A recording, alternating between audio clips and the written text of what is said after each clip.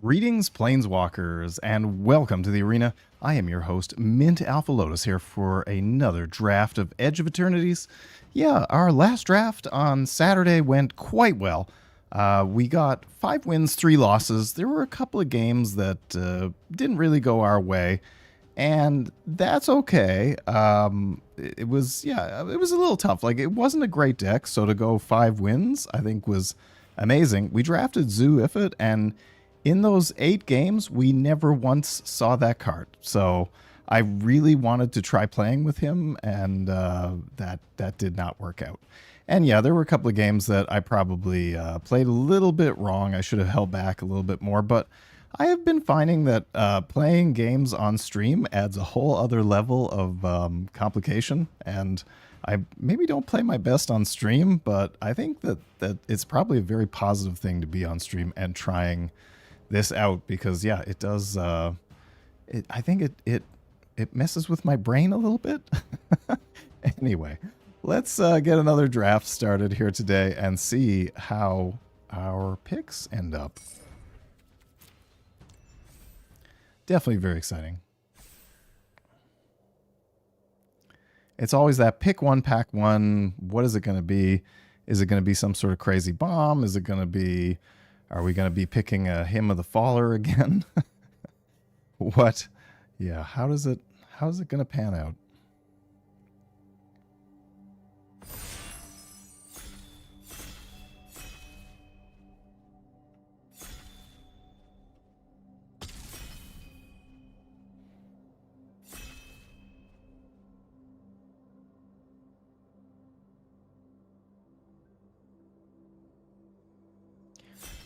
There we go. What do we get? Okay, actually, a Requiem Monolith is something I've been wanting to play with lately, so that's very exciting. Yeah, until end of turn, target creature gains whenever this creature is dealt damage. You draw that many cards and lose that much life. That creature's controller may have this artifact deal 1 damage to it. Activate only as a sorcery. So it's a way to kind of ping your own creatures and gain some cards. That, and I mean, you lose some life, but kind of cool. I mean, you can use it to block, take a pile of damage, draw. You know, if you're chumping with something, you could always draw like 6, 7 cards, God knows what. I'm going to take it. Like, I don't think it's mind-blowingly fantastic, but it is a good card. I think Interceptor Mechan is fantastic, so is Meltstrider's Resolve. The Wayfarer, amazing. Yeah, the Worm can be okay.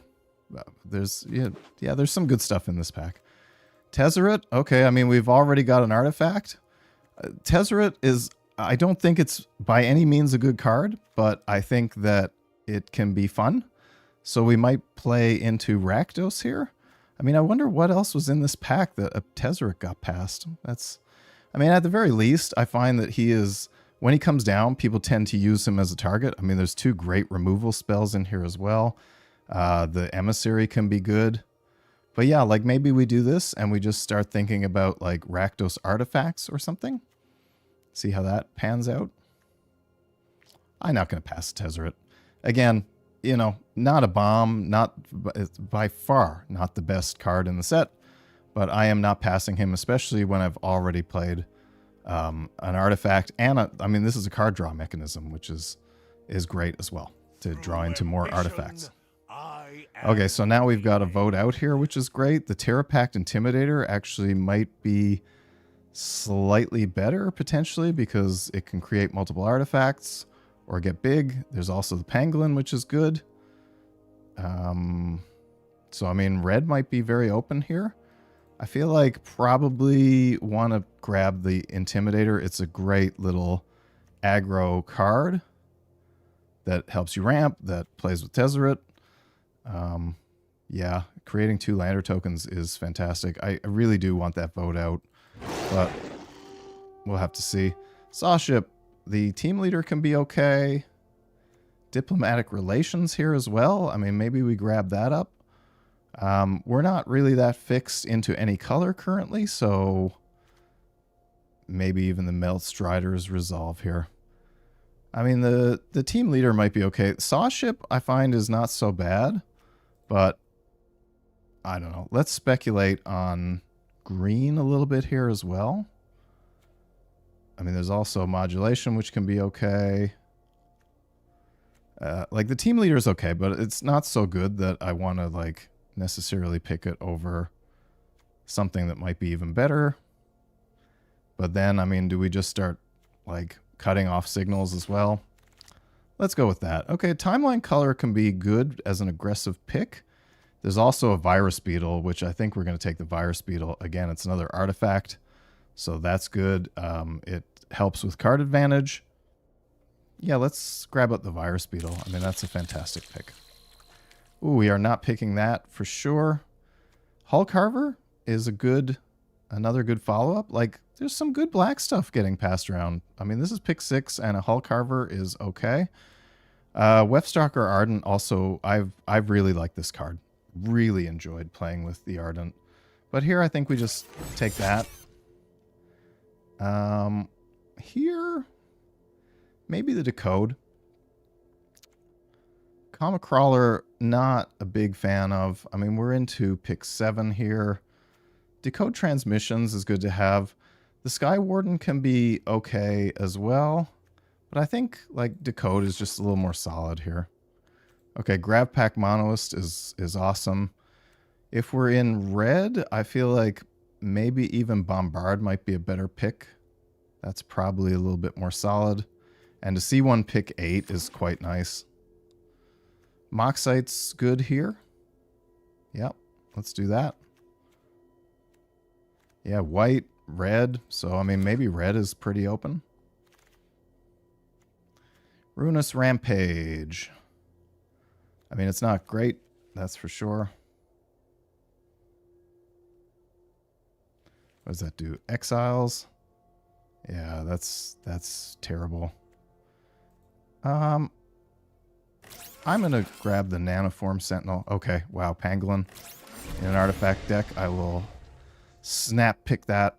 So black does seem to have dried. It's definitely dried up a bit. I'll take that. The red Tiger Mechan can be good aggressive, and it comes back. Like you warp it in, and then it comes back, which is a great combo with Tezzeret. There we go. Okay, Memorial Vault I've used before. Never been particularly thrilled with it. Is there anything else in the pack that is... Oh, there's a plunge here. Yeah, I'm taking the plunge for sure, especially since it creates a lander token when excess damage is done. It's a great, great card. Memorial Vault, I just don't know. I tried it before. I think it's just too high of a mana cost to make it really worthwhile. You just end up getting a little bit run over. But plunge, the Ardent might be okay. Man, white is looking white hot there. There's definitely been some great white cards getting passed. I mean, this is pick 1, but in the previous pack. Starwinder. Wow, okay. That's cool. Another plunge here. I mean, I'm wary of too many plunges because, like, 4 mana is quite a bit. But don't really think there's... I mean, the Turbo Drone might be all right as a 3-drop. I mean, I think I'm okay-ish on 3 drops. I think taking the removal is probably a much better play here. Oh, nice. Singularity Rupture. Hilarious. High Market is not that useful. I think a Void Forge Titan would be a really, really nice pickup here. Alternatively, there's also the Grav Kill, which is fantastic. But I think... yeah, we need more creatures for sure. And a Void Forge Titan's just fantastic to have. Definitely not passing that. Memnon. Wow. Okay. Dubious Delicacy. Sure, I'm grabbing that. So this is fantastic removal. It also either gains you life or opponent loses 3 life. This, I think, is the highest win rate uncommon in the format, if memory serves. I might be wrong on that. But also Scrappers are a great little card that help draw you more cards. But I'm not passing a Dubious Delicacy. That card is bonkers. All Faith Stalker here as well. Yeah, there's been some great blue cards going around too. Alrighty, what do we have here? Maneuvers? I mean, that's good. Now, that does mean I'll probably need to pick up a spacecraft, and rescue skiff can be a good one. But I think we're just going to snap that up currently. I mean, rescue skiff's pretty high end. Oh, we're not in... What am I talking about? We're not in white anyway. Okay, so, yep. Definitely grabbing that. No question. The Remnant Elemental is not something that I am a big fan of, but there is another Bombard here. We really need more playables, though. We have 5 creatures. This is, yeah, a little bit scary. I mean, I can play this, but it's more of a gruel thing. Like, it's definitely more for, like, the landfall decks. I don't find it to be a particularly good card. Here, I think I'm actually going to take the Pangolin, because 2-drops are hard to find. And it's like, these are really nice. I got run over in a game where a guy played turn 2, turn 3, turn 4, and I got absolutely devastated in that game. The Monoist is probably I'm going to guess, probably a better card in general, but yep, there we have it. I am not a fan of Blade of the Swarm, and I'm not a big fan of Comic Crawler. I think I'm going to take the Memorial Team Leader just to get something in the 4-drop range here. There's also Pinnacle Kill Ship, which could be good. I mean, we do have a lot of removal currently. I'm going to take the Team Leader. That can be warped in, too. Okay, I mean, here I'm going to grab this. I doubt I'm going to play it. Turbo Drone. Okay, great. That wield. Fantastic. Nothing here, so I'll just take the high market. And a Scrapper. Incredible. That's great. I feel like green is another delicacy. Okay. There's also a Plasma Bolt here. The Scrap Bot is also... Wow, okay. But yeah, I mean, I've got to take the delicacy. That card is just crazy. Scrapbot is not going to wheel, that's for sure. And it works so well with Tezzeret because it's two artifacts. But yeah, I mean, literally. The Geomorph Imago is such a good card as well. Again, like one of the higher win rate cards. The Station Monitor, also fantastic. This is a good pack with a lot of stuff for a lot of people. Here, Zookeeper Mechan. Pretty sure that is, yep, by far the best pickup for us. Really glad to have one of those. That will help our early game. It's a Stomping Ground would be nice to have if we wanted to play that Melstrider's Resolve. I'm not splashing for that, obviously. Bioengineered Future, not something I'm a big fan of. I don't think that's a great card. Oh, wow. Okay. Ancient Tomb is something I have to grab. Yeah. I mean, in a nice aggressive deck like this, honestly, I can't believe that got passed twice. I don't know what else was in this pack, but yeah, in something where you're looking at going aggressive, like having access to a bit more mana. Again, I got absolutely decimated by somebody who played a Ancient Tomb, I think turn 2. And then, yeah, just constantly was able to... It was, yeah, that was nuts. So, gonna grab that. Depressurize, Orbital Plunge, Bombard, Hymn of the Faller. Wow, and even the Ardent is nice. Our creatures, we don't have a lot of 3-drop creatures, though, and we do have a lot of removal, so I think I am actually going to take the Ardent. I find it to be a great card anyway, especially creature or artifact you control enters. That's fantastic in my books.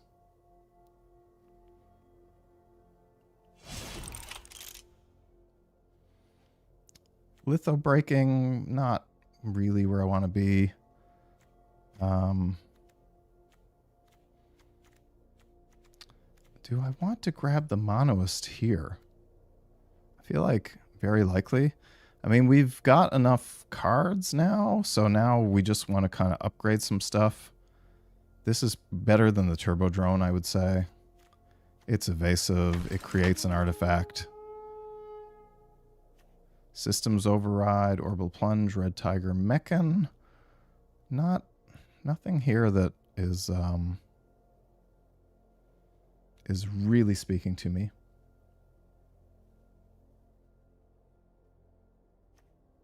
Yeah, I mean, we'll just take another plunge, I guess. Yeah, let's do that. Okay.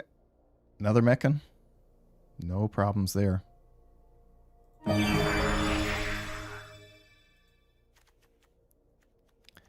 I mean, we're a little bit light on potentially on ways to close out the game.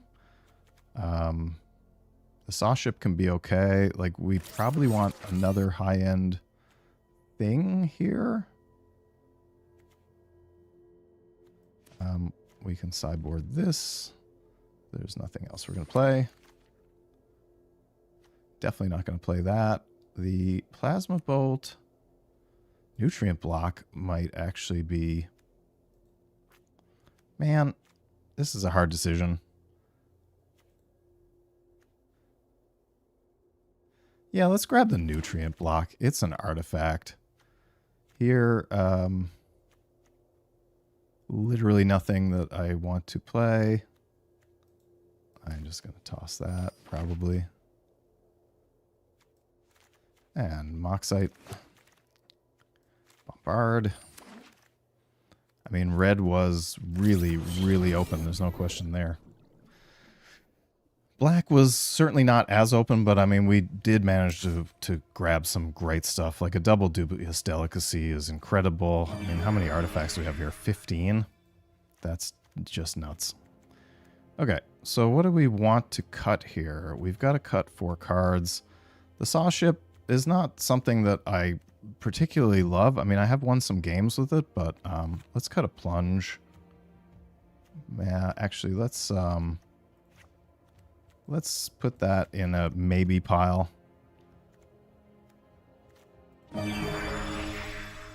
2, 3. So, I mean, it's likely that we need to cut something from the 2-drop range.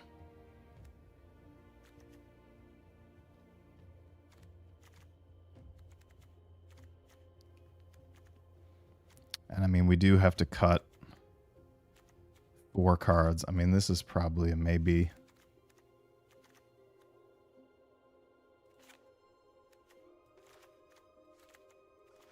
Is there no way to separate? There's not. Huh. Oh well. How about this? Nope. Okay. Okay, orbital plunge. I get it.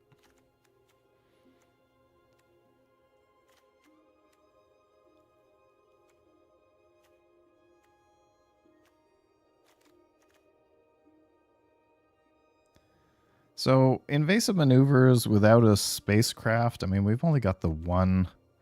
It's still pretty decent. Like, it's a lightning bolt for 2 mana. That's all right. Melded Moxite's decent. It's going to be a tough cut, I feel like. I mean, I'm not thrilled with the Memorial Team Leader, but it's something that I think we have to play just because we don't have a ton up in the high end. Can't believe we opened, or we got both Tezzeret and Ancient Tomb. I mean, those are 2 of the, in paper Magic anyway, they're 2 of the big, like, chase cards. It's like, people want those for sure. We do have a lot of ways to lose life here, though. Here, this is, I mean, and even potentially here, we've got a lot of card draw. So yeah, we'll cut that. We'll cut one of these just to get rid of a bit of our high end. Oh, we have tons of red versus black. And we have no double black, which is nice. So I think we'll probably end up in that sort of, and yeah, so much early red.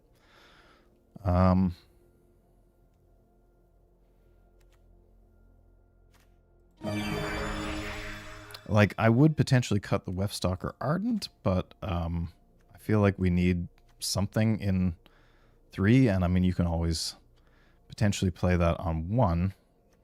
Not that it's necessarily all that useful to play it as a 1-drop.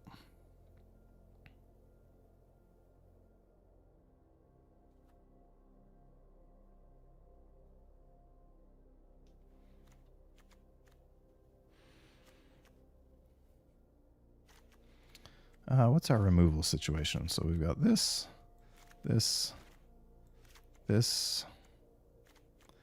Because I'm thinking we might just cut a Bombard.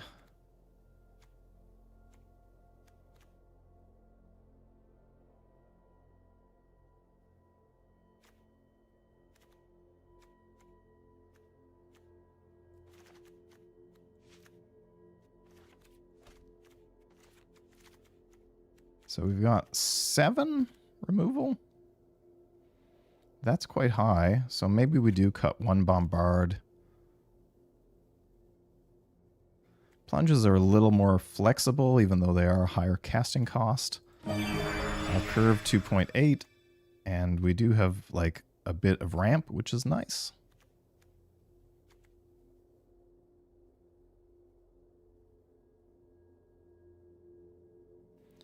You know what? Maybe I do just cut the Wefstalker Ardent.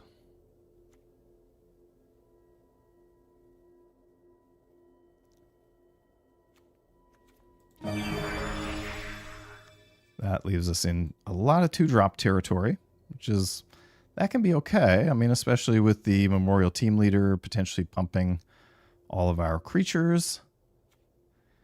And, you know, we can be ramping towards the Saw Ship, which the Saw Ship, I mean, that can come out of nowhere and end games, which is pretty nice. Just need to make one more cut. Like, I do like having a Slag Drill Scrapper.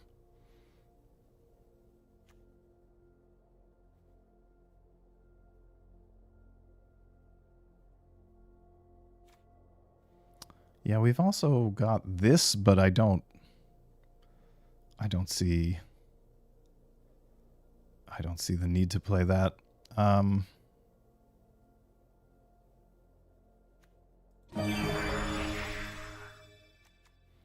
Is there anything in the 3-drop range that we can just kind of get rid of is the question.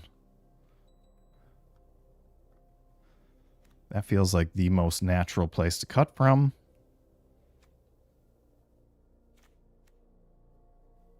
I mean, potentially the Turbo Drone, potentially the Ardent.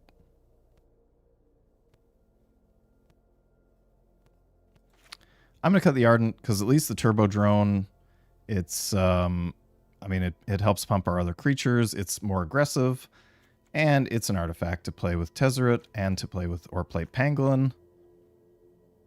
I feel like, you know, this is not too bad of a deck. I've been wrong in the past.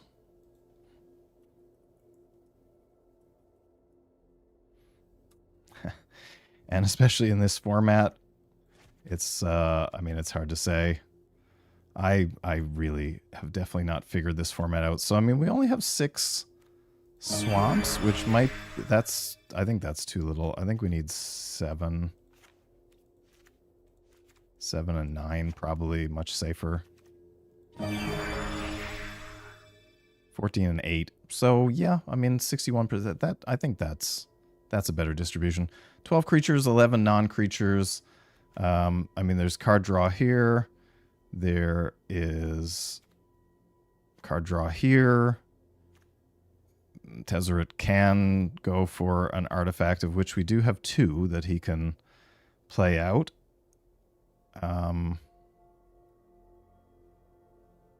Yeah. I mean, if we can ever ultimate Tezzeret, that is pretty devastating. But, I mean, at the very least, he tends to just soak up opponent for a turn, trying to get rid of him. Because he does often feel like a big threat. And yet we've got some card draw here. Decode Transmissions is card draw. and kind of helps smooth out your land drops potentially as well. I don't know. Let's give this a try. I think this is an alright deck. It is at least, like, very, you know, low end of the curve. So, I mean, what are we at? 2.8. That's pretty quick. And, I mean, if we get Ancient Tomb in hand, we can start playing out 3 drops by turn 2. I think that's alright. Let's give it a try. Now, is this going to be like our previous draft where we don't get to play, like, actually play with the rare that we specifically drafted because it was a fun rare that we wanted to draft? That's the question, I guess. Okay, I mean, this is... We've got something to do on turn 2. It's not great. I would really like to have a swamp, but we only have 1 black card in our hand. So I'm not, you know, and that's removal. So I'm not that upset with this.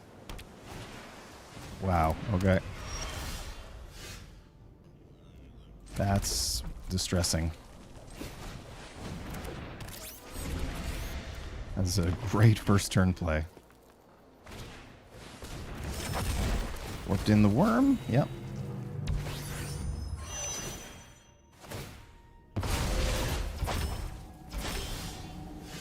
There we go.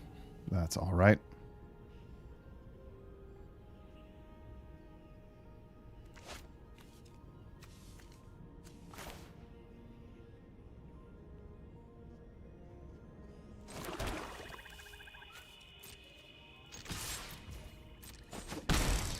The nice thing here is we've got a couple of instants.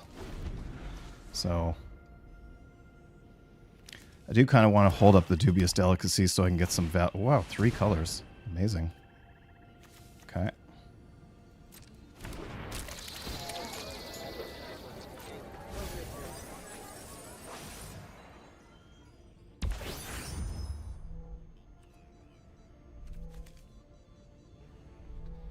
I mean, here do we potentially just kind of...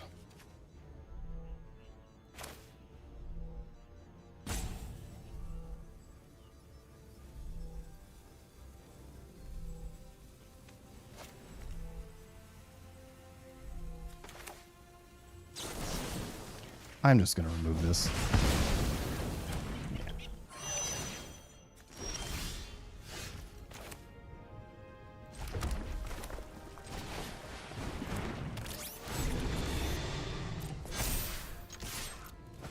All right, get in.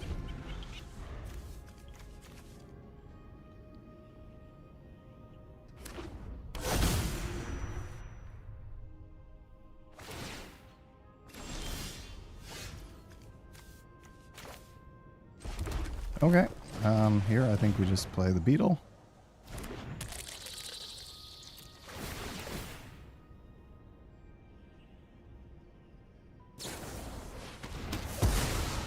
All right.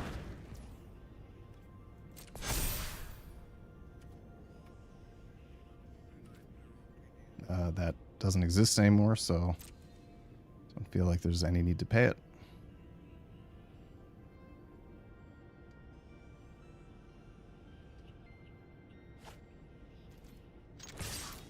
And for 3 more. Opponent's going to be able to play that Germinating Worm. Yeah, all right.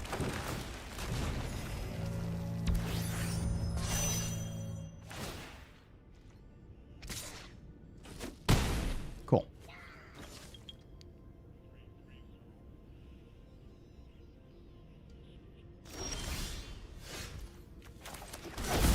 Okay, that's nice. 4, 5, 6, 7.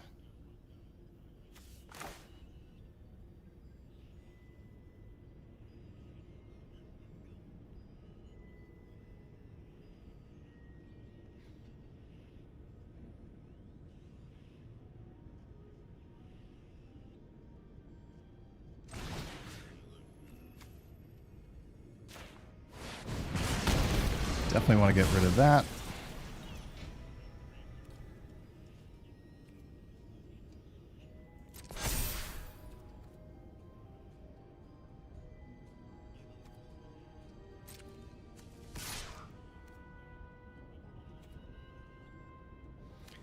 I mean, here I feel like we might even just be able to race opponent. I mean, it obviously depends on what they play next turn. But we'll see.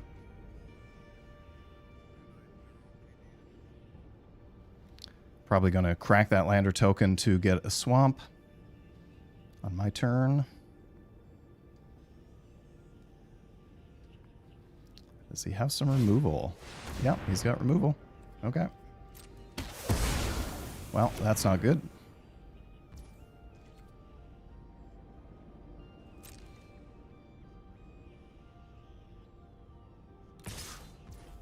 Yep, he's going to go for it.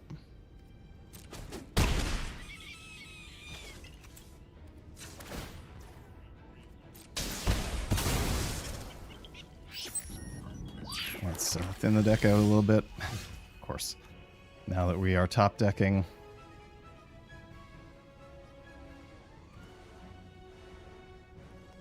Four, 5, 6, 7, 8. We have access to a lot of mana. So, I mean, here we've just got to hold up, I guess.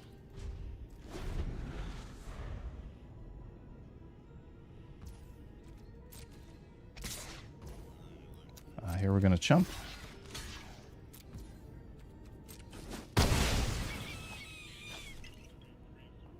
I mean, fortunately, we do have a lot of removal in the deck. We've got, you know, some creatures that we can potentially play out. Oh, Scanship's a nice play. Yeah, opponent is ahead for sure. I mean, we're on a 2-turn clock, which I guess we can turn into a 3-turn clock, so that's all right.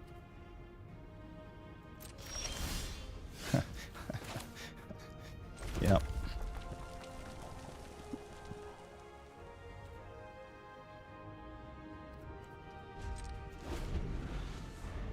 There you go.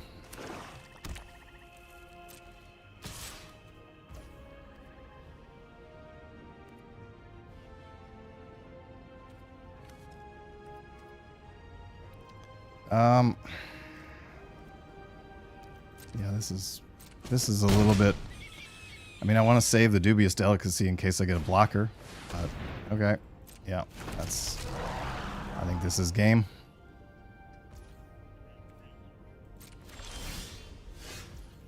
Yeah, Zookeeper Mechan is not going to get it done.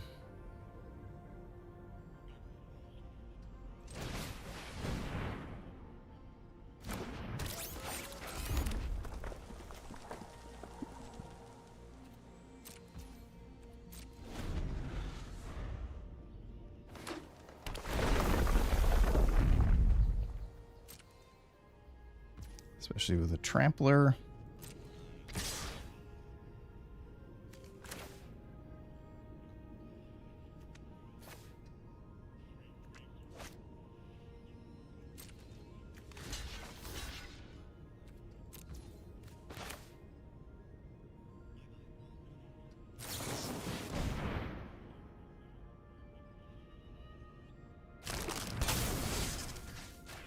Shrink that down.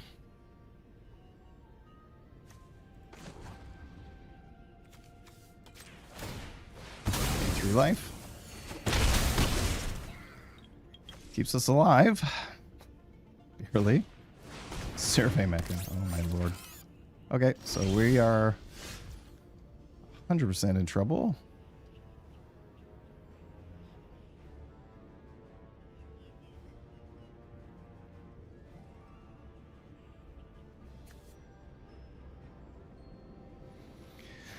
Man, if we had more mana.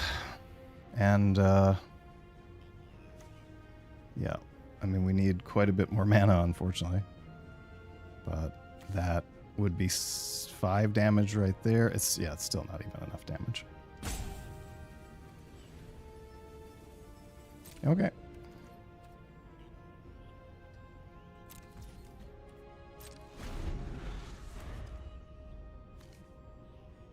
Yeah, we could have done 8 potentially, but yeah, it's not enough.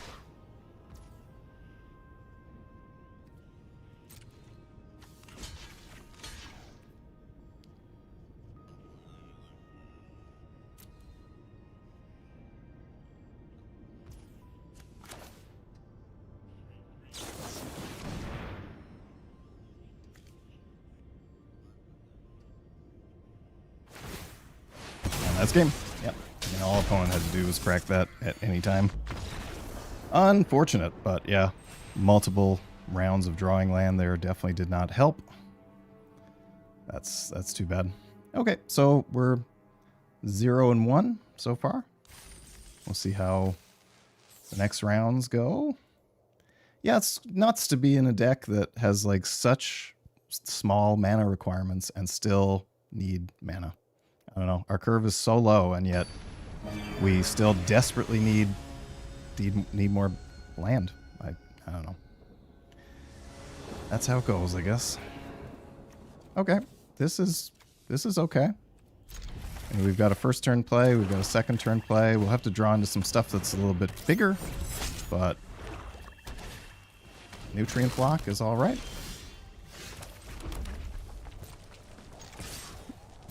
Get in for one.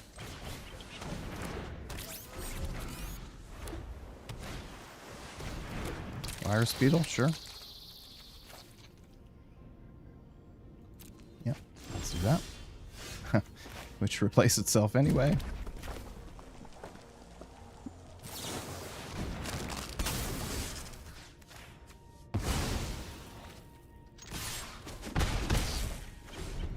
Very aggressive play on my part, but...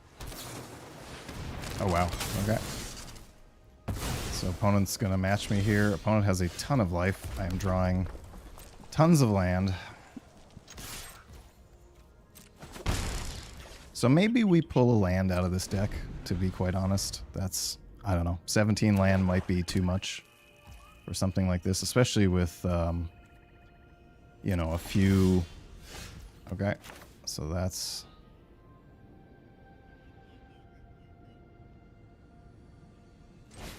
Yeah, let's do that. We'll drop the land.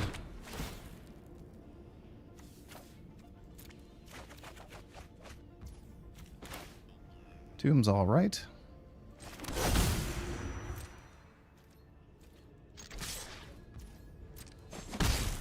The opponent's clearly got some good stuff there.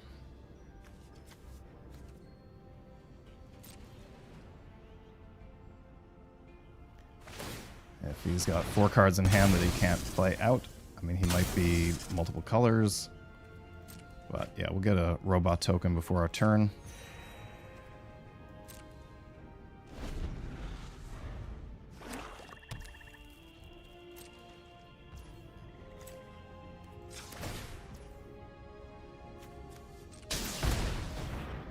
A little awkward, but...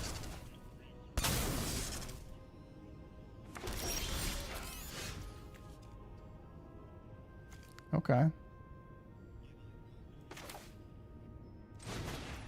Let's see if we can get this out.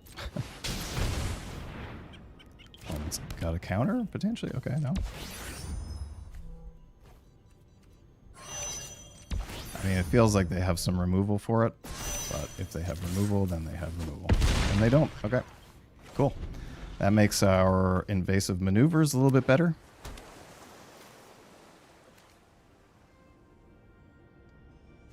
He's Cryo Shatter, yep. Got in for 6. That's cool. That's a ball lightning.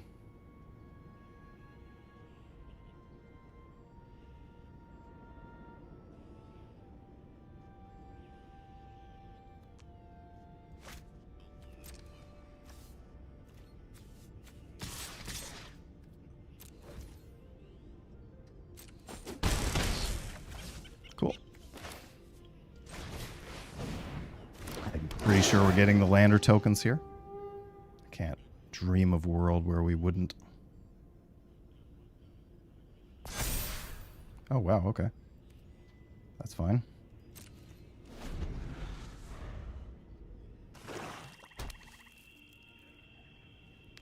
Now, what is opponent going to play? He's got removal for that, yeah. Oh, wow. All right. Does he have a board wipe? Is that what he's doing here? No. Okay.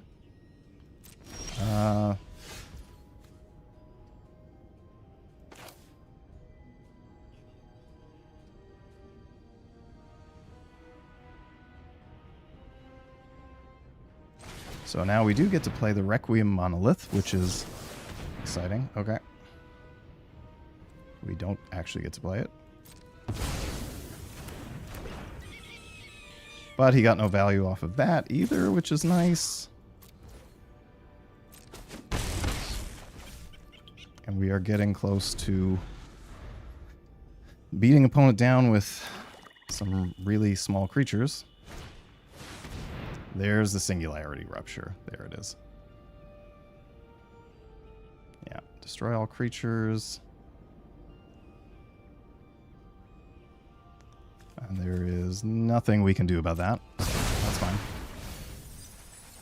There goes half our library.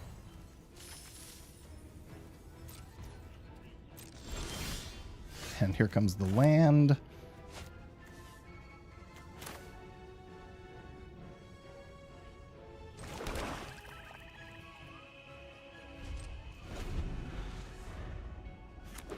We really only have to get in for 3 more damage.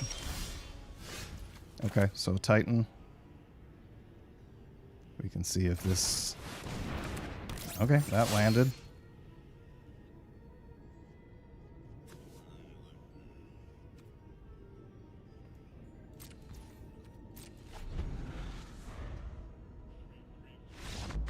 On scoops. All right.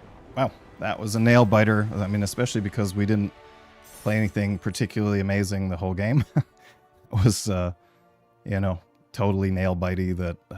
And especially once you get into top decking, always a little bit crazy. I mean, it sucks that the monolith that we wanted so desperately to try out, we did not get to play that down because of opponent's counterspell. But I mean, opponent I think was right to counter that because the amount of value we would have got from that, even if we had been able to use it for a couple of turns, would have been absolutely fantastic. And as stated, Dubious Delicacy is just mental. I mean, opponent had to blow theirs in order to get rid of our creature, which is pretty cool because, I mean, that essentially, you know, negated them being able to gain 3 life back. Okay, so we're almost at the hour here. Let's do another game. So we're 1-1. I mean, again, this deck should definitely be going like better than just... crud, we were going to take land out. Okay.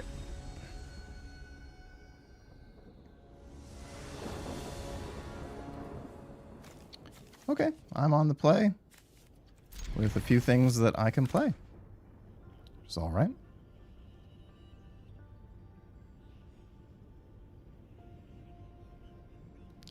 Got 1 removal spell. The Graph Pack Monoist is really nice to have. Opponent's already... okay. I guess not great hands.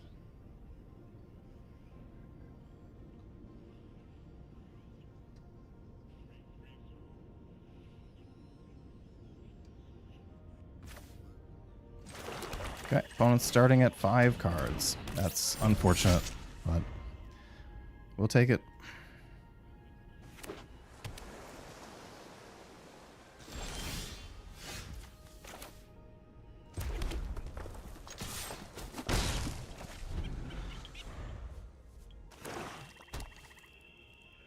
All right. Shieldmate's good. I mean, I guess there's nothing really to play with the Ancient Tomb, so there's not any point to taking a bunch of damage there.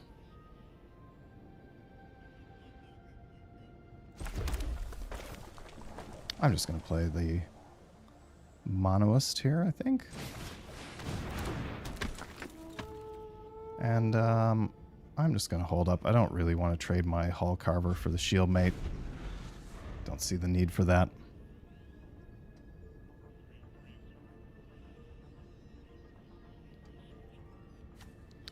I have multiple forms of removal here. And plus it would be better to trade it next turn and then use Decode Transmissions, which I think will probably be my play.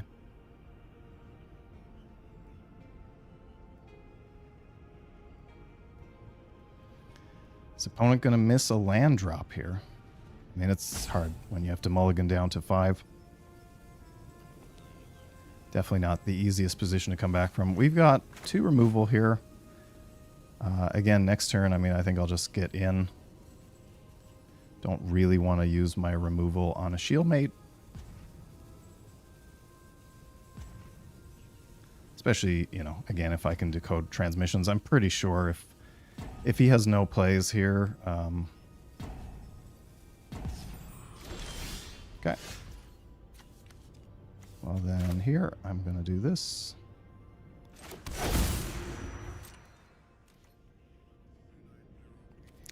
I mean, opponent's got priority on something, so he's definitely got... He's holding up something. I'm just going to all attack.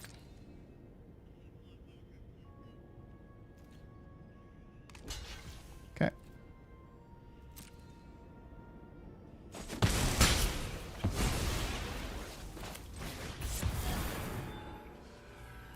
I mean, he might have a counterspell, but alright. That's great.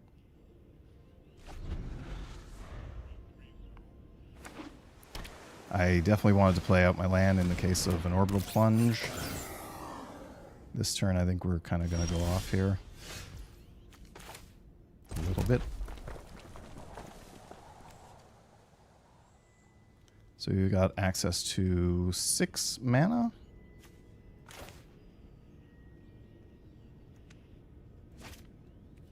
Alright, let's start out by attacking in.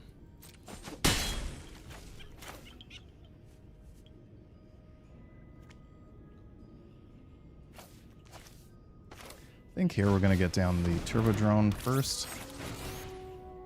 And then play that out.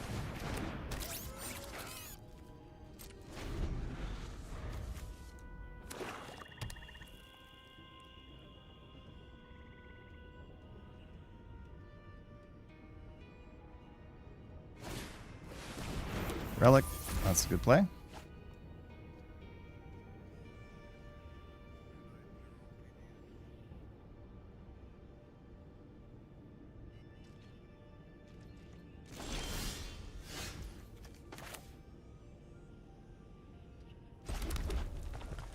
Okay, so now we've got access to 7. Here, I think, as much as I would like to play out the Titan, I'm a bit wary of an orbital plunge. And I really do just want to get in for 5. Light Hammer, alright. That's kind of weird, but sure. I mean, that's going to give him... Yeah, let's just get rid of this. Get in for 5. Get in for 4, I guess. Good game.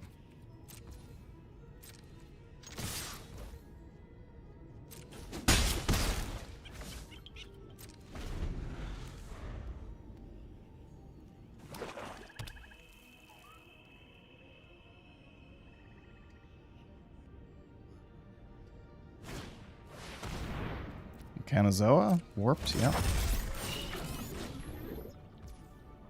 Sure, okay. And is he going to lock down my turbo drone as well?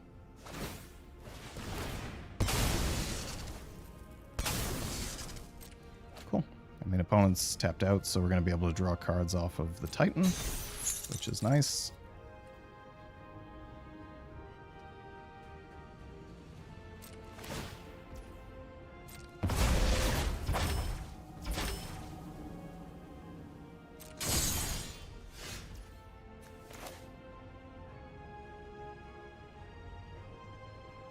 So 5, so 2, 3, 4, 5, and then we can pay to make the pangolin bigger.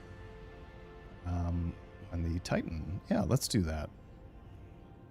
That gives us plenty of mana.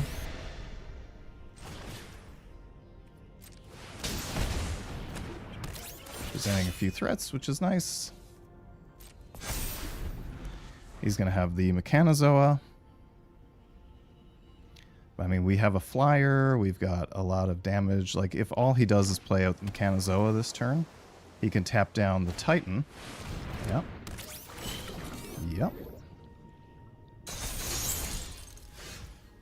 So, I think here we just do this. And then,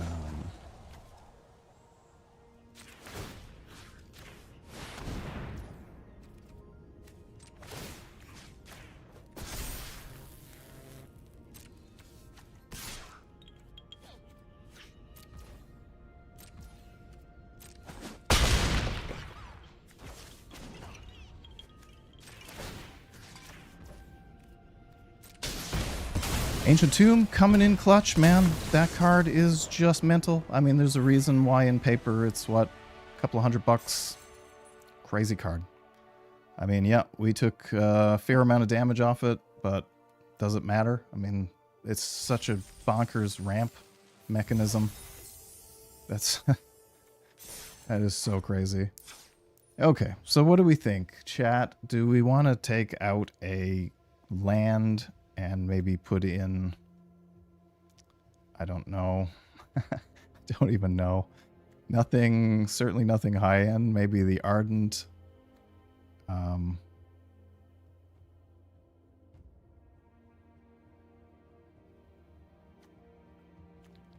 Cut Propulsion might also be okay. I mean, I feel like 17 land for this deck is a lot, especially with nothing having, you know, double pips to play, and there being a lot of low end plays. I mean, the Ardent might be a good creature to play out. I mean, we're getting tons of land, that's for sure, and an Ancient Tomb.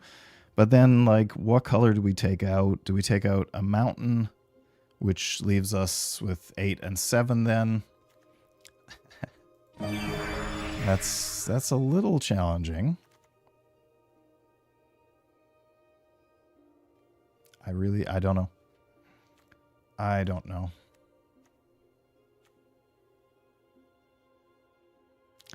I think I'm going to take a 5-minute break and give that a little bit of thought. I'll be right back.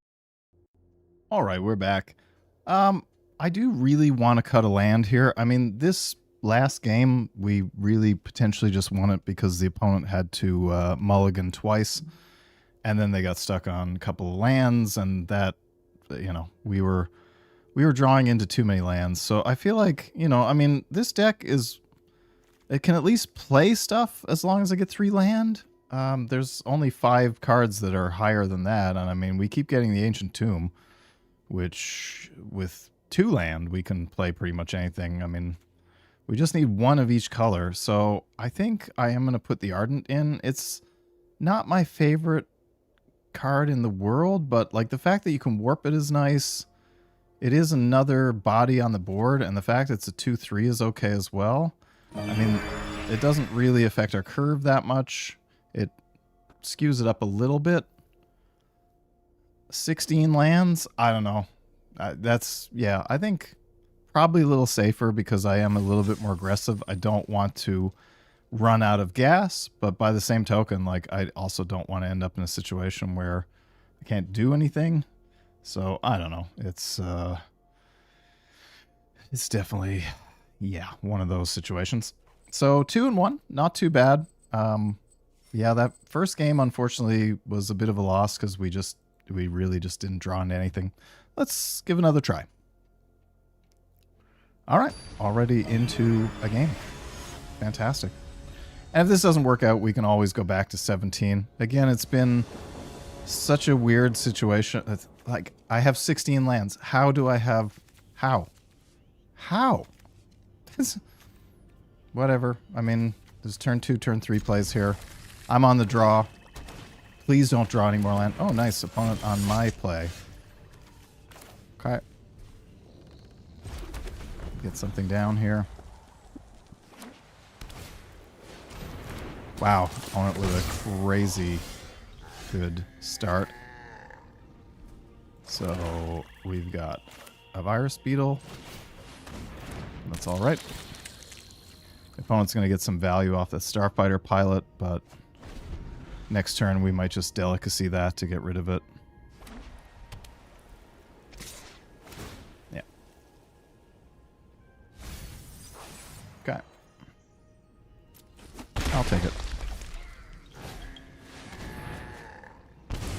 Okay. Cool. Then I think we just play out the Turbo Drone.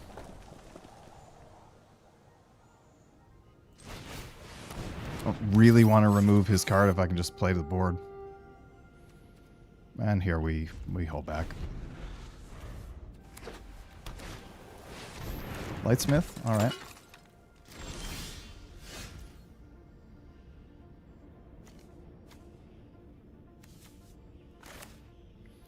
That, however, is something I want to remove because I really do not want him to get any value off of that at all. And we're kind of holding up here, which is nice.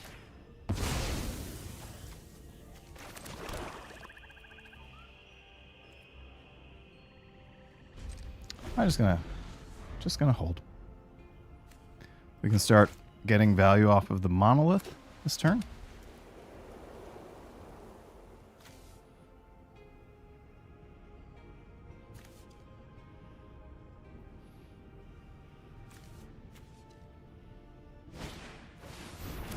Hey, Captain's okay. Oh, goodness. Okay. That's gotta go.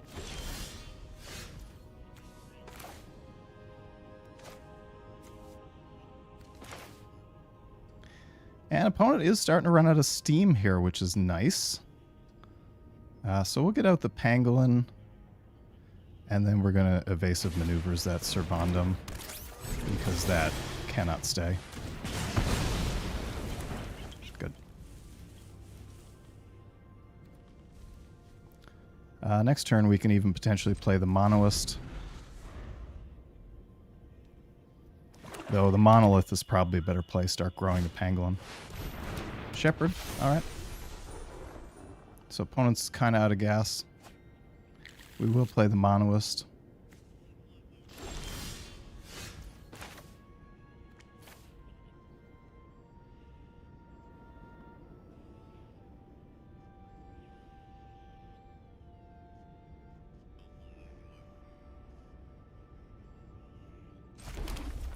Yeah, I mean, I feel like that play makes a lot of sense just to get another blocker on the board.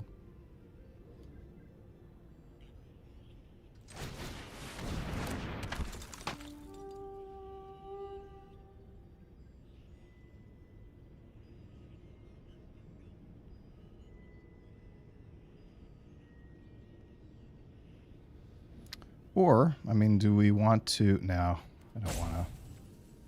Let's pass turn.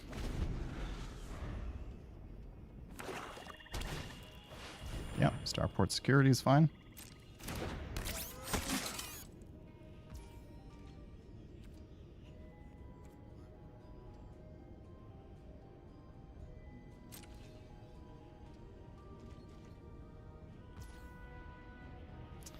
Do I want to blow that delicacy? I mean, I've got the mana for it right now.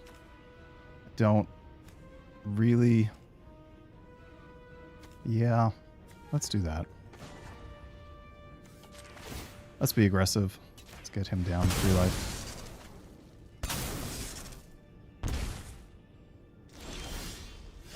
Oh wow, Titan. That's nice.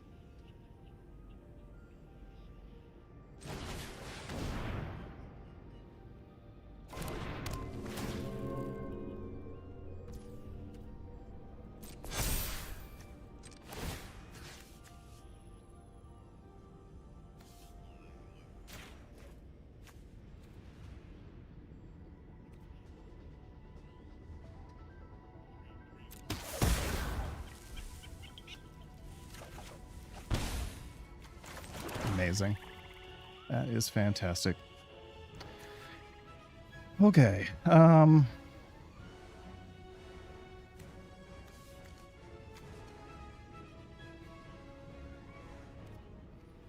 So, I mean, opponent's going to be able to start tapping us down. And then getting in for 3, but that's a long clock, so I'm okay with that.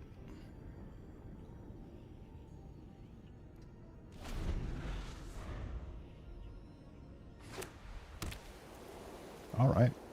Yeah, he's going to get in for 3.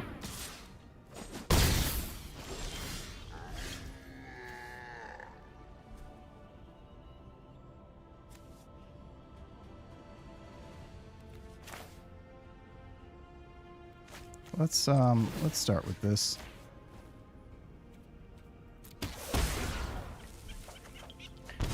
I mean, this is kind of bonkers value, which is nice.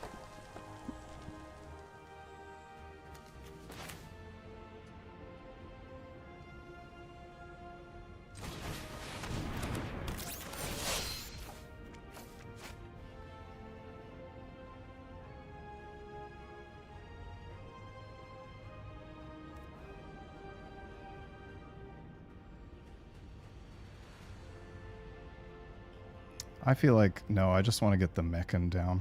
That's a better play, for sure.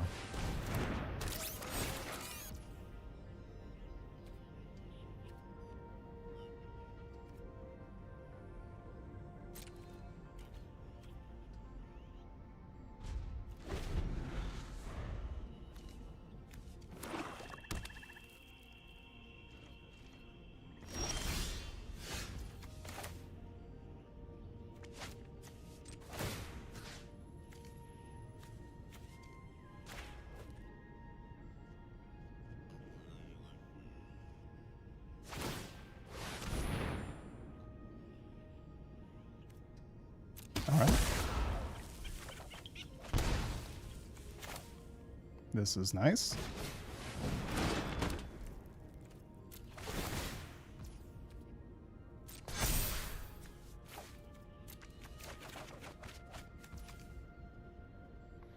Also nice.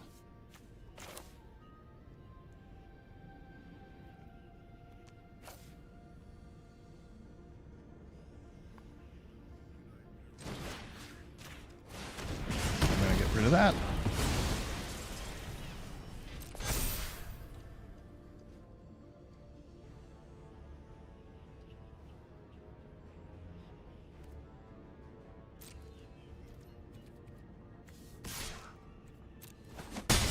May as well get in for 2.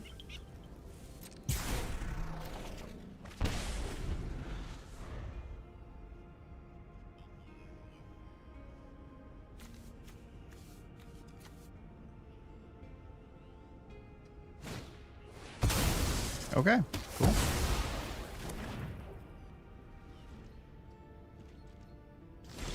Now we can start pressuring, which is fantastic.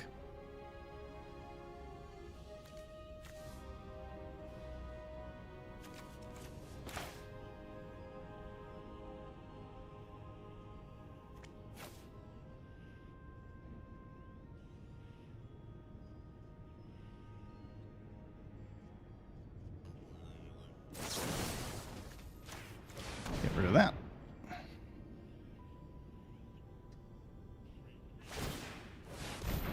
Okay.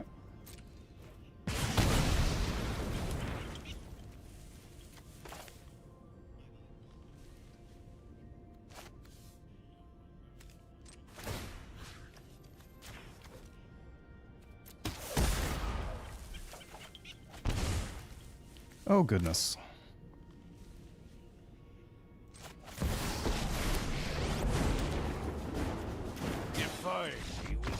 And opponent scoops, because that was about to be devastating. Pangolin was going to get untapped. Yeah, that was, that was nuts. Talk about the literal perfect time to draw Tezzeret, I guess. I mean, that was it. Yeah. I don't even know what to say there. I mean, I've got the Hull Carver coming down. I've got, there's definitely other plays. If I blow the Moxite, I can get the robot next turn, get another pip on him. I'm going to start untapping all my artifact creatures and putting +1/+1s on them. And opponent's already just top decking in a spot where he's about to get run over. I mean, I've also got the Memorial Team Leader to then, you know, I could even just warp that in, give everything +1/+0, and Stampede. I mean, I probably could have been a little more aggressive there, but at 10 life / 9 life, whatever I was at, I needed to play it a little bit careful. Because, I mean, I've been at 12 before and been crushed in one turn, then stuff that I just didn't see. So we're at 3 wins. 3 wins, 1 loss. That is quite good for a deck like this. That was a bit of a slow game, kind of grindy, which is, you know, how they go. Is this just announcements? Yeah, that's not too surprising. Okay, let's do another one. Yeah, good game. I mean, we started out with not a lot, but I mean, unfortunately, opponent didn't really have a lot either. So, I mean, that Hull Carver was holding us off for a while, but all we needed to do was draw into that removal, and that Monolith, man, that provided us with a lot of card advantage. That plus the Titan, yeah, to get even like 1 draw off of that Titan was all that I needed, really. And for opponent to use their Embrace Oblivion, then they're removing a creature. Oh, cool, I'm up against somebody in Diamond.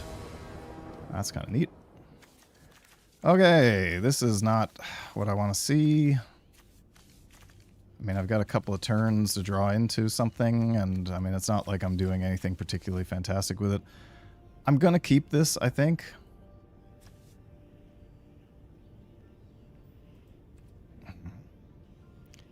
I mean, there's a chance, like, this is not a good hand, and there's a chance I pitch this back and get something worse. I'm going to try keeping this. That's not, yeah, I mean, it doesn't make me that happy. Man, this is really, it's, I know I shouldn't keep this.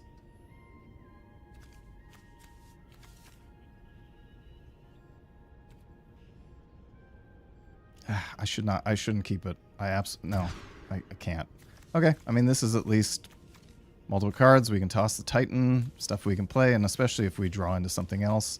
We play the Zookeeper Mechan, and then, yeah, we're, okay, cool. This is actually playable.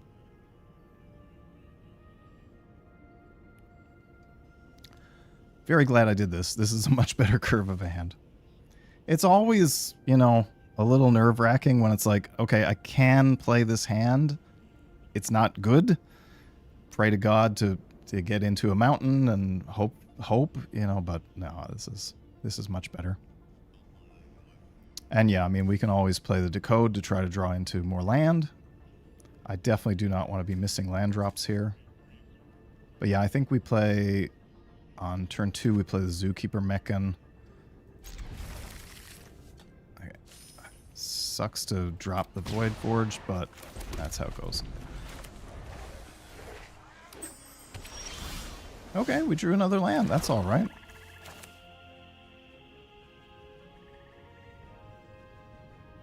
Yeah, I mean, here I think we just still play the Mechan.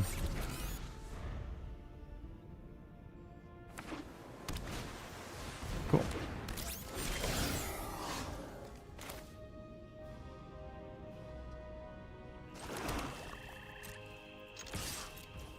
Let's see what opponent wants to do.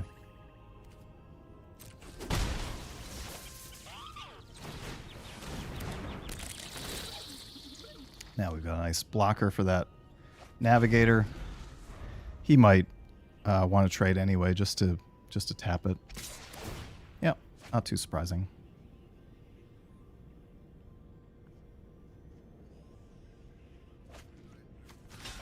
I will absolutely trade, however. He's got another land.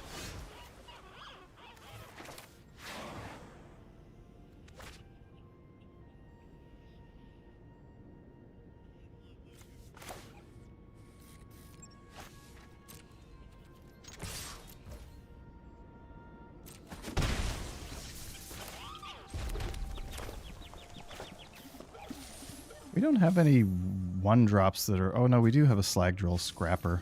So this is a bit... I mean, it's a bit crummy, but... Okay, that's a lot of land. Next turn... Saw Ship, potentially?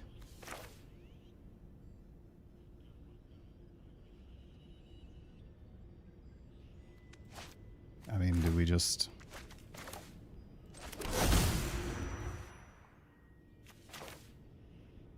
Wow. Yeah, that's kind of nuts. Okay.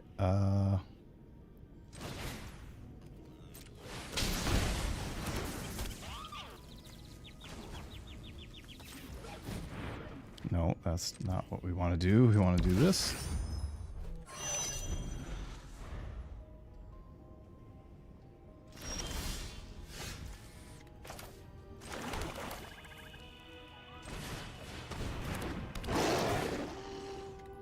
Sure, our opponent's going to give us the tokens here. Yeah.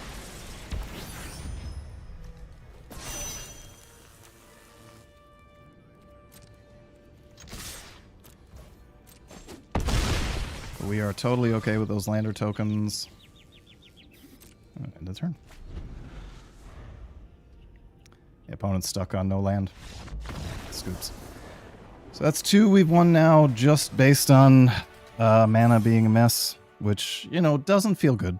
Like, I mean, it's definitely not a battle, and it feels terrible when it happens to us. So, you know, I have a lot of sympathy when it happens to other people. I mean, he probably he kept a dodgy hand, had a handful of cards that he couldn't play. Oh, wow. We're in the money, I guess. He probably had a handful of cards that he just could not play. Maybe because he, you know, needed plains or something like that, or swamp. And then he missed a land drop. That sucks. Like, it absolutely sucks. But, you know, we're 4-1. And we have had a number of draws or drafts where we have been in that situation. So, you know, you got to take the payouts when you can. I'm just going to grab a mastery thing here because this gives me 4 seconds to kind of, there we go, to reset my brain. I do have a fondness for Alfariel. I don't know. Call me crazy. So our dropping a land seems to have paid off pretty well. I feel like that was probably a good choice. That's, you know, that's all right. We're at 4 wins, 1 loss. And yeah, like I said, we just beat somebody in Diamond, which, you know, that always feels good, even though the way we beat him was not particularly the way that I like to beat people. Oh, neat. Okay. Here, I feel like we actually do keep this because I think the Intimidator will end up getting us some lander tokens. And then we are kind of in the money at that point, I think. And who knows, we might draw into something. Opponent mulliganed. Ooh, a Harrier is spicy. And a Pangolin. Okay, this is going to be super aggressive then. Alright, that's quite alright.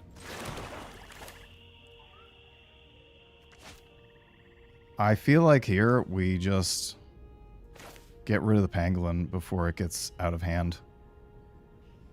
Yeah, I'm going to do that. And also, I really don't feel like running into a potential counterspell or something. I mean, we are... Ardent's a good play, yeah. Cool. We really just need to stabilize, is all. Let's see what opponent wants to give us here. I'm assuming we're going to get the tokens.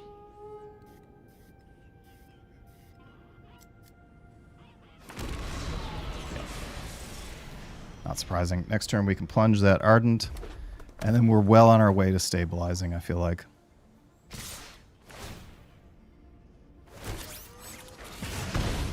Here we are for sure trading. Yeah.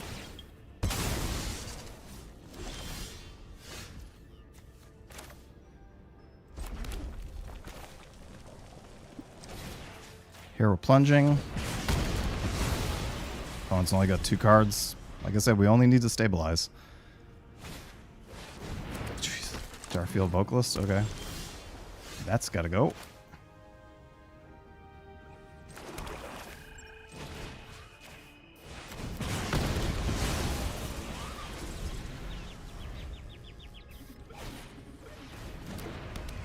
My goodness.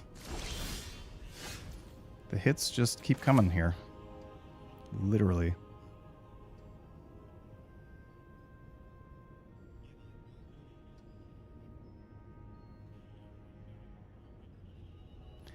Man, that monolith is not looking great, I will say, given our situation here.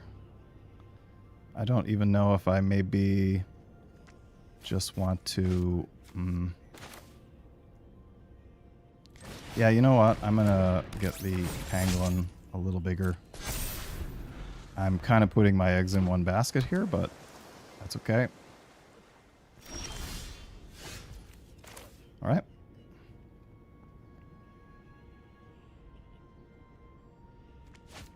Here, actually, I'm just going to do this.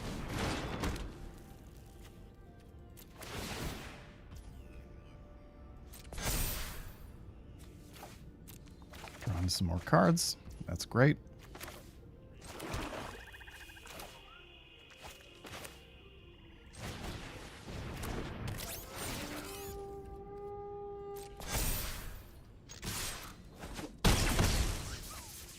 Here we go.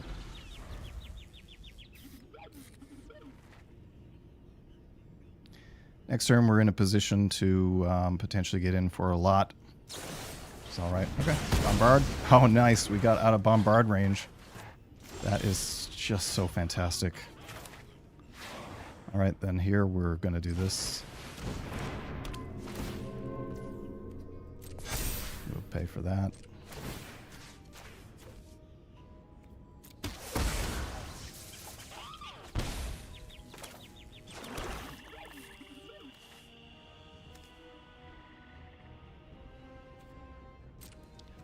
Here we just get in for 7.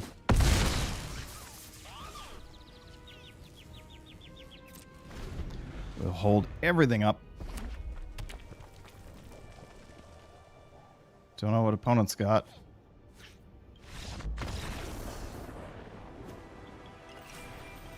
Lands. So he got flooded. What is going on?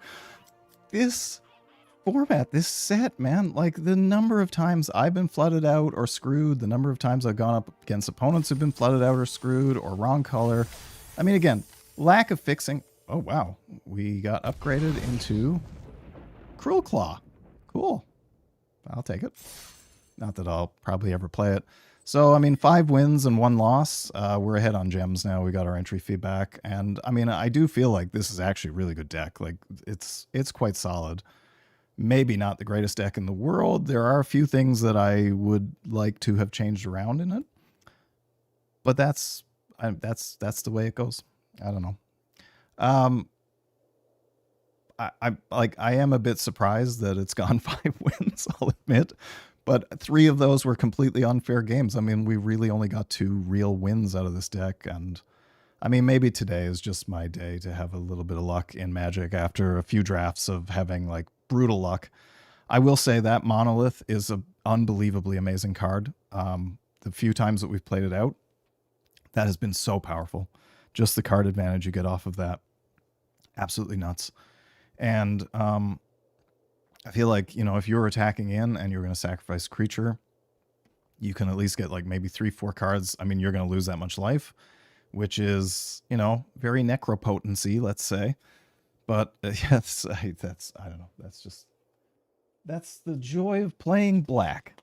So, I was going to open another pack. I think on stream, like when I get 50 combined subscribers / followers between YouTube and Twitch, I think I'm going to open a collector's, like an Edge of Eternities collector's pack. And I think maybe when I get to 10 viewers or 10 followers on YouTube or on Twitch, I will probably open something a little bit more historical. But for today, I've got another Edge of Eternities, which is, you know, always kind of exciting to see what we get. Again, I mean, I opened a pack the other day and got a foil Tezzeret, and it was in draft, and I couldn't take it, but the other card in there was Sothera the Super Void, so that was a stupid pack. Like, man, I would have loved to have bought that. That would have been some money in the bank.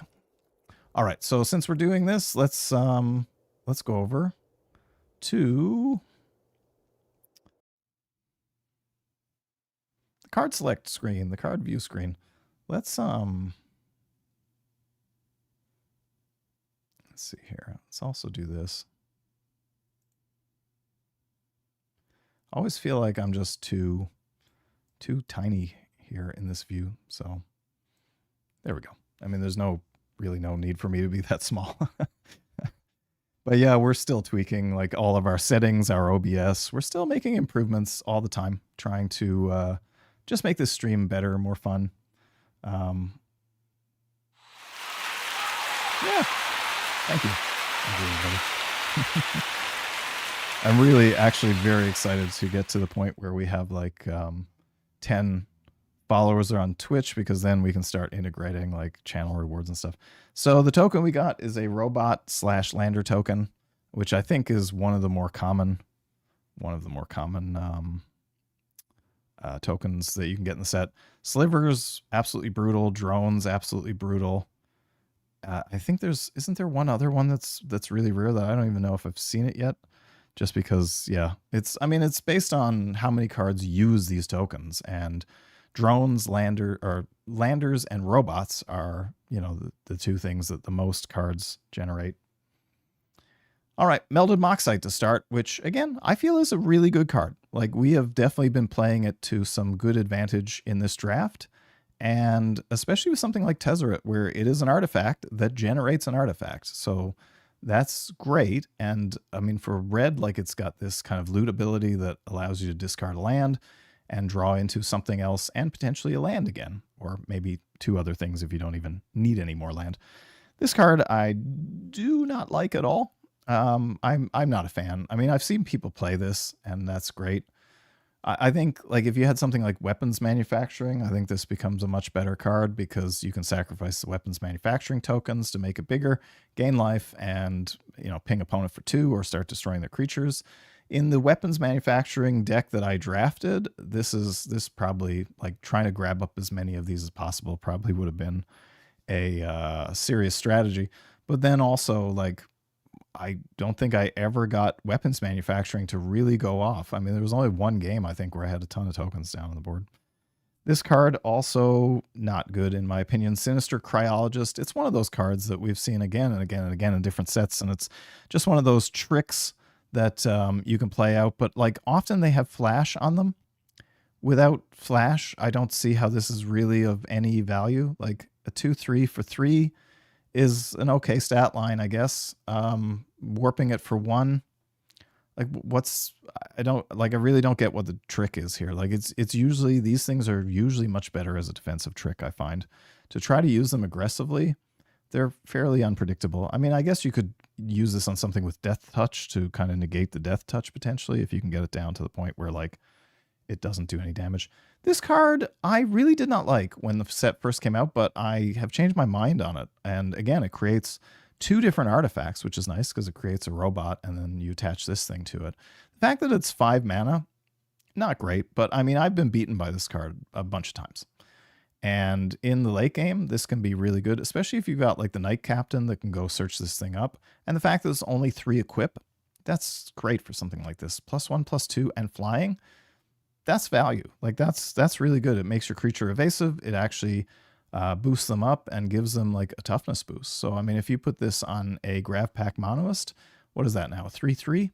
That's not too bad. I mean, he's already flying, so you probably wouldn't want to waste this there. This card, I think, is one of the better tricks in the set. 1/1 counter on target creature you control, which, for Selesnya that care about counters, that's already, really nice, plays into that. And it gains reach, trample, and indestructible. So, and it's only for 2 mana. Like, that's fantastic. Like, I feel like anything that gives trample and indestructible already is nuts. And the fact that it also gives a +1/+1 counter. Yeah, I wasn't a big fan of this when it first came out, but I do like it. And then Chrome Butt Doggo, which we have seen time and time again. And it's something that I really never pick. In the very first sealed I did, I got 2 of these and I played them to some hilarious effect, I guess, because I also had Halia. Like, if I was playing Halia, I would play a ton of Chrome Butt Doggos. Well, I play 2, not a ton. I don't think even 2 is somewhat doubtful. But the fact that he can tap himself and gains life when he's tapped, that's fantastic. He's also decent for stationing. 2-1 for 2 is not that bad. And then, you know, in these games where you might potentially deck out, or if you're playing something that has a lot of lander tokens and allows you to shuffle cards, you can be potentially putting like heavy hitters back into your graveyard, or from your graveyard into your deck in a really grindy game. I mean, it's a bit of a dirtle on mana. Like, I played a guy who played 2 of these, and all he did for 6 or 7 turns was tap these stupid things. And I steamrolled him eventually. Like, the board was kludged for a while, but I mean, if all you're doing turn after turn after turn is gaining life off of these guys, then, you know, you're probably not going to win that game. That's a lot of mana sunk into stuff. These just do not see them all that much because they get snapped up at a pretty high rate. The command bridge, one of the only ways to fix in this set. So if you want to play 3 colors, you really got to have at least 1 command bridge in your deck. Or, you know, you could play green and get tons of lander tokens. But, I mean, as we saw in that game there, like, how many lander tokens did I have at the end of the game? 4.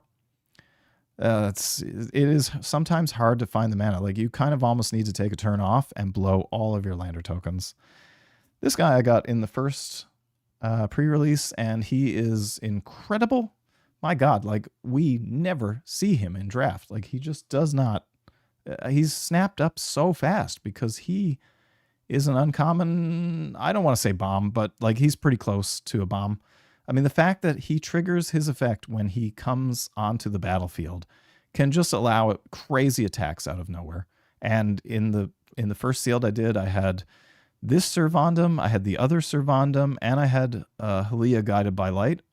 So I was just playing Orzhov. And the 3 of those together, oh, and I had the Siriema as well.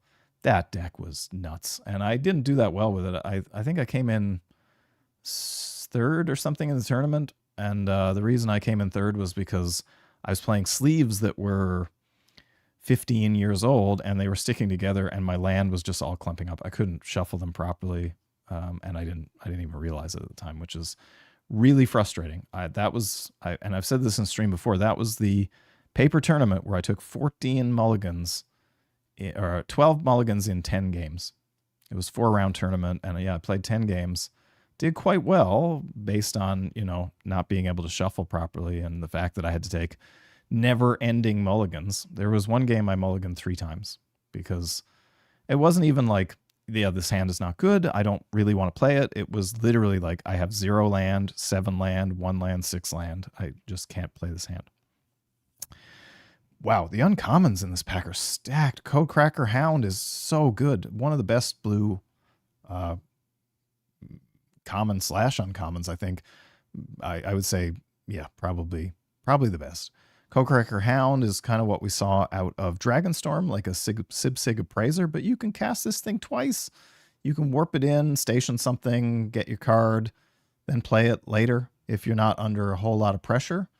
That becomes pretty insane. Like, that's absolutely nuts. So I always love to see a Codecracker Hound when I'm playing blue, but unfortunately you rarely ever do. Now, I mean, if you ever see one passed in a pack, that is a clear sign that blue is open, or else the people in your draft pool have no idea what the hell they're doing. So you don't pass that card. It's so nuts. And then this is another one that is fantastic. The Edge Rover, 2/2 for 1 mana in a Gruul aggressive deck that, you know, when it dies, leaves behind a lander token for both players.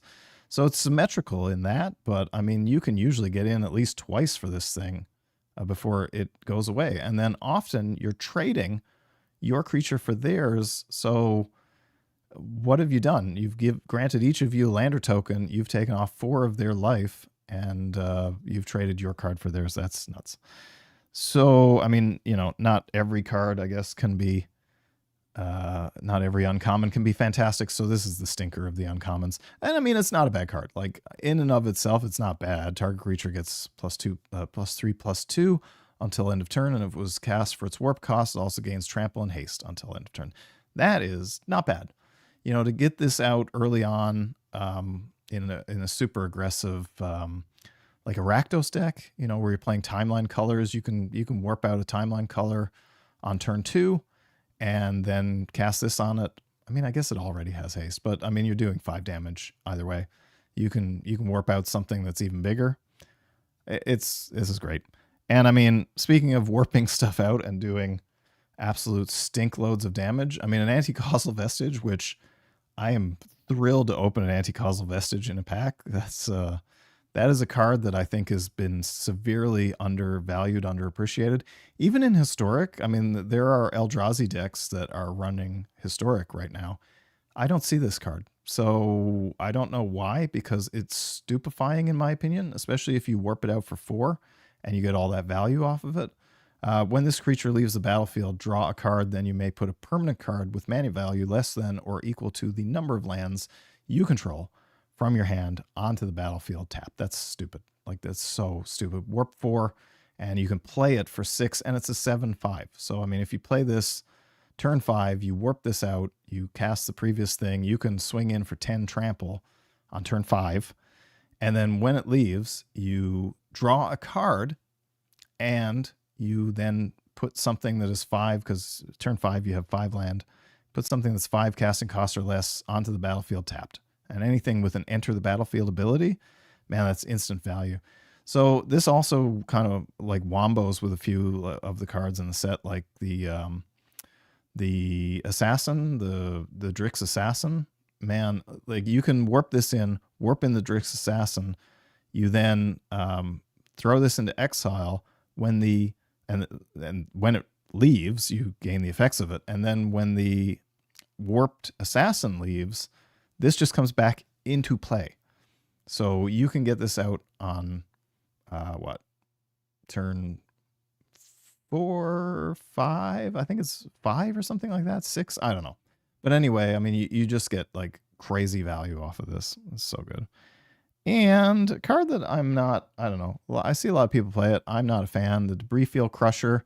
The fact that this is 8 to station and has like a Dragon Whelp kind of ability. It's a flyer. So, I mean, this is just like a mixed bag of different things. It has a bolt ability on it, so it does 3 damage when it enters. It's 5 mana to cast, which is a little bit hefty in my mind. But, you know, it has a bolt, so it's quasi-removal if you can get to 5 mana. Like, you know, 5 mana to do 3 damage is not thrilling to me. The fact that the station's on 8, it's just not, like, the value is just not there in my mind. Trying to get this thing stationed can be the devil. Oh yeah, that's the other thing about the anti-causal vestige. Like, it's an insane stationer. It's, you know, 7 power, so that's incredible. It's yeah, definitely a good card for stationing stuff, because you only need a 1/1 on the board, and then this thing is fully stationed. But the fact that it comes in as a 1/5, I mean, it's got some great toughness there, and if you do have a lot of available mana, then you can you know, Dragon Whelp the hell out of this thing, or Shivan Dragon the hell out of this thing, and get it up to be quite hefty. But, like, honestly, I prefer the Saw Ship. It stations on 3, which means you can get it going immediately. It's heftier to cast, because it's, instead of 5, it's 6. But when it comes down, it has haste, and it hits for 6. So it's kind of like, as I said, a Ball Lightning from the old... What is Ball Lightning? From the Dark, I think? I seem to recall. It's either Legends or the Dark. Those two get... Some of the cards in those two sets get mixed up in my mind quite frequently, because when I started playing, those are the 2 most recent sets that have just gone out of print. And, you know, you go into stores and there'd be binders full of Legends and the Dark cards for sale, and I wish to God I had bought all of them. I think Tabernacle at Pendrell Vale I once bought for $15. What is it now? $1,500 or something? $1,200? It's quite expensive. Yeah, all those legendary lands, at one point I had a set of them. Urborg and Pendelhaven, all that stuff. You know, most of them aren't good, but Tabernacle's bonkers. I remember when Bazaar of Baghdad was $12. If I only had a crystal ball, then I'd be much richer now. I mean, God, there was a store I used to go to that had a box of Bazaar of Baghdad, because before the Urza's block, it was a junk card that it was kind of considered a joke. There was no use for it at all. draw 2 cards, and then get rid of 3. Like, it just really did not, like, you're losing card advantage. And then, yeah, the last pack in that card is a forest. But yeah, the store had a whole box of them. They were, sitting there and nobody wanted them because just junk. And then all of a sudden, bam. And of course, I have a good solid chunk of an Arabian Nights set, but that is one of the cards that I do not have. And Library of Alexandria is the other one, and I used to have one of those. But I doubt I will ever buy another one. I think my library cost me $70 when I bought it, something like that. I think it was $60 actually. And it was a mint condition Library of Alexandria. I used to play it all the time.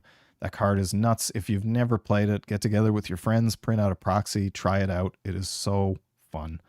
Honestly, playing some of those historic cards as proxies with friends, tons of fun. If you ever want to see like just how insane Magic has been and you've never played Power 9 cards, proxy them, go play with your friends. Don't try to bring that to a store. Like, I'm not condoning that you go proxy crazy in a store, but yeah, get together with some friends and guys, like, all do up some Power 9 cards and then go crazy and just see the insanity of decks that you can build. I used to play, it was a black-blue deck that had a Mishra's Workshop, and the creatures in it were 4 Jusum Djinns and 4 Juggernauts. And I had Time Walk, all the Moxes, because of course you're going to play all the Moxes. They're just a free mana rock. And a Lotus, and I played Ancestral Recall because that card is so broken. And it was not uncommon for me to be able to play out like 2 of these 5 power creatures and Time Walk on the first turn before opponent had a chance to play land. In fact, Force of Will, the card from Alliances. Force of Will was created specifically because people were getting run over before they could do anything. It was an insane situation where you could even, like, I would often play a Regrowth, Demonic Tutor. I mean, like, the quality of cards, almost everything in my deck was higher quality than the highest quality cards. Now, though, I will say the last 3 sets have had some absolutely nuts things. Like, Arabaroid is a crazy card. I mean, even this Anti-Causal Vestige, I'm really surprised the price of that has not spiked up beyond belief. And I think it's only because, like, there aren't any decks that are currently playing it in standard, but I feel like we're just maybe 1 or 2 cards away from that, like, being really, really viable.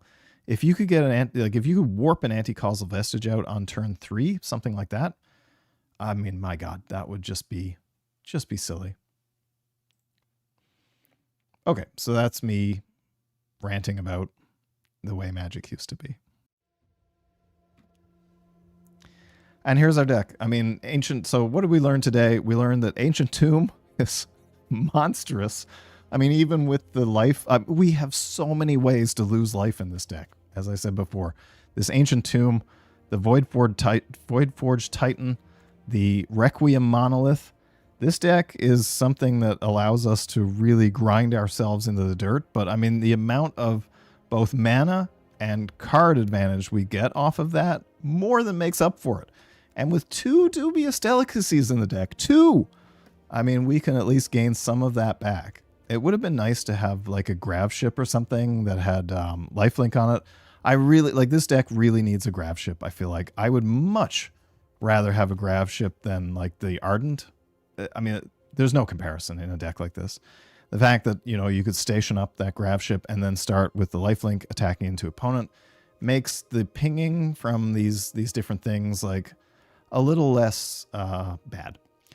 I will say that in this format, removal seems way more powerful than it has ever been. No, that's probably not the right way to phrase it. It is more useful. It's more game winning. Like, if you look at our games, we've been able to kind of systematically dismantle the opponent in a few of these games. Like that last game that we played where opponent was super aggro and put out the Harrier first turn and followed that up then with the Ardent. And he was on the play, but like we just managed to keep removing his stuff. I'm honestly kind of surprised that he was okay with trading the Harrier for my my Intimidator that I'd already gotten the value off of. Because again, like I got the 2 lander tokens. It was just a 2-1 at that point. I am thrilled to get rid of that, especially for a Harrier that can continue to create robot tokens and hit me with those every turn.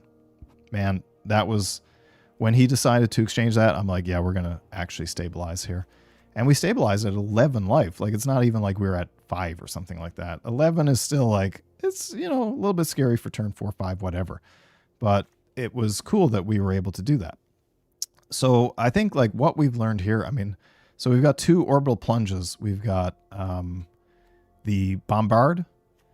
We've got 2 dubious delicacies. We have an invasive maneuvers. And that's it, right? Yeah, I think that's it. And I mean, Hull Carver's kind of pseudo removal, not really, but you know, it takes that spot.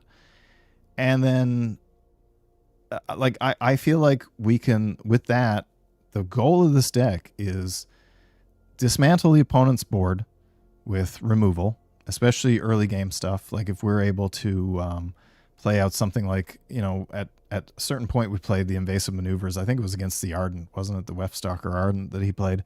That's a great exchange. And if we can continue to trade 1 for 1 on stuff that is like limited removal, where it's like it does 3 damage for opponents' value creatures, and then stabilize, then we're looking quite good, because all we really need to do is try to get down a creature and then start drawing into more cards through the Titan, through the Monolith, start to outpace them in mana, and, you know, potentially start making artifact tokens that we can use to feed like the Pangolin. I mean, the Pangolin seems like such a stupid card, but yet it is a serious threat. It can be like a very, very big threat if it gets out of control. And we saw that in this last game where it got up to be a 5/5, which meant that, you know, Bombard didn't work on it anymore. And we were lucky that we spent the mana the way we did, because, I mean, if opponent had destroyed that, we would have, like, he would not have been on such a clock. And, you know, there you have it. But I think 16 land was the right way to go with this. Like, we definitely have had a couple of draws, which have not been, like, they've been a little nerve-wracking, I will say that much. But, I mean, we're drawing into a lot of gas in the hand, which is nice. And in that previous hand, I mean, the fact that we could play the Terror Pact Intimidator out, the fact that the odds were good that he was going to give us the tokens, and even though all we had was red mana, then at least we can use the tokens to go get some swamps. So it's a, you know, again, deck's a little bit scary, but like we've got, you know, orbital plunges. We've got ways to go get swamps. Now, I wouldn't want to go get a swamp with an orbital plunge, because then what's that? Turn 5, we're dead by then. But it's something that is doable at least. There are ways to, you know, ramp. We've got 2 Zookeeper Mechans. We can then start double spelling, because again, like, you know, we can just dump our hand. I have played way too many games of Edge of Eternities where I've died with 4, 5, 6, 7 cards in my hand, because all I can do is just react to opponent, and they keep just hammering the board with stuff that I need to take the whole turn trying to deal with that. And even that last game that we played against the super aggressive Izzet, it was Izzet, right? Yeah. He was, I don't know, but red anyway.